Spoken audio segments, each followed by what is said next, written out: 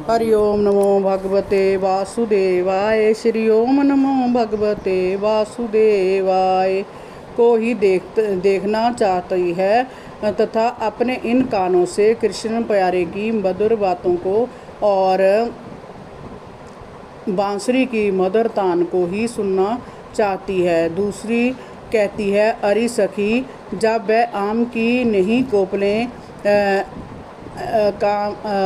नई कोपलें, मोर के पंख, फूलों के गुच्छे, रंग बिरंगे कमल और कुमुद की मालाएं धारण कर लेते हैं और अपने सांवरे शरीर पर पीताम्बर धारण करते हैं तथा नीलांबर पहने बलराम जी के साथ ब्रज में घूमते हैं, तब उनकी रूप माधुरी को देखकर मन चंचल हो जाता है। उनका तिरछी दृष्टि से हमारी ओर देखना हमारे दिल की धड़कन को बढ़ा देता है। जब वे ग्वाल वालों की गोष्ठी में बैठकर बांसुरी की मधुर तान छेड़ते हैं तो मन बेकाबू हो जाता है। जी चाहता है कि वे इसी प्रकार बांसुरी बजाते रहें और हम उनके चेहरे की रूप माधुरी को पीते हुए उन्हीं के पास बैठी रहें। तीसरी कहती, अरे सखी, पता नहीं जय मुरली बाला पूर्व जन्म में ऐसी कौन सी साधना करके जहाँ आया है कि सभी गोपियों का जीवन रस जय अकेला ही पिए जा रहा है। ऐसा लगता है कि जय हमारी जान लेकर ही छोड़ेगा। इस मुरली की मधुर तान में तो हमारा तन मन सभी कुछ डूब चुका है।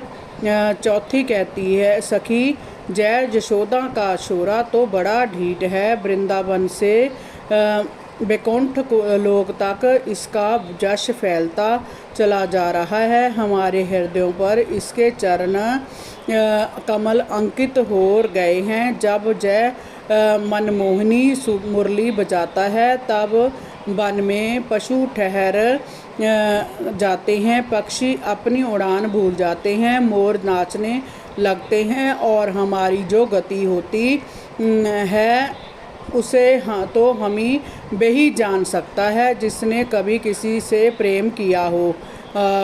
पांचवी कहती है, अरे सखी, तू अपनी क्या बात कहती है। कन्हैया की मधुर भुवन मोहिनी बांसुरी के स्वरों को सुनकर तो स्वर्ग की अप्सराएं, गंधर्व कन्याएं और किन्नर देवियां तक अपनी शुद्ध बुद्ध भुला बैठती है, मूर्छित हो जाती है।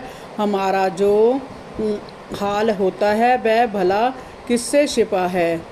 छठी कहती है, अरे सखी, तू स्वर्ग की देवियों की बात क्या कहती हो। इन गौओं को तो जरा देखो। जब हमारे कृष्ण प्यारे अपने मुख से बांसुरी में स्वर भरते हैं तब इनके दोनों कान सतर्क होकर खड़े हो जाते हैं, जैसे उन स्वरों के द्वारा से जय अपने कानों से ही अमृत पी रही हूँ।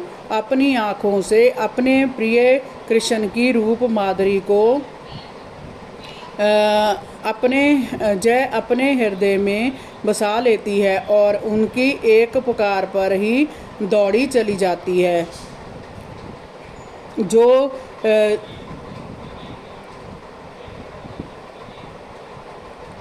दौड़ी चली जाती है। इनकी आँखों से बहते इन प्रेमाश्रुओं को जरा देखो और